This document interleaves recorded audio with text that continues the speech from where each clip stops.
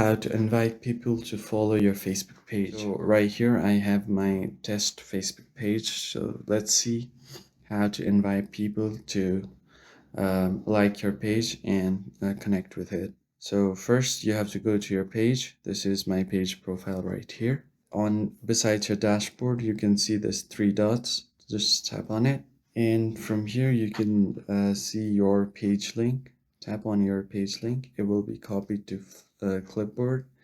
And to invite your friends, tap on invite friends.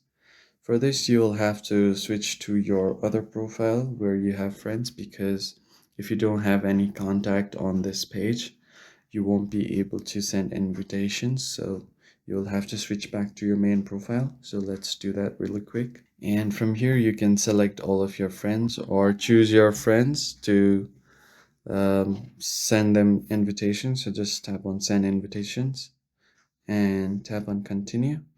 So once you have done that, your messages should be sent to them and they will be notified about your page. And if they tap on the link, they will join your page. And that's how you invite your friends on your Facebook page to follow your Facebook page. I hope you found the video helpful. I'll see you on the next one.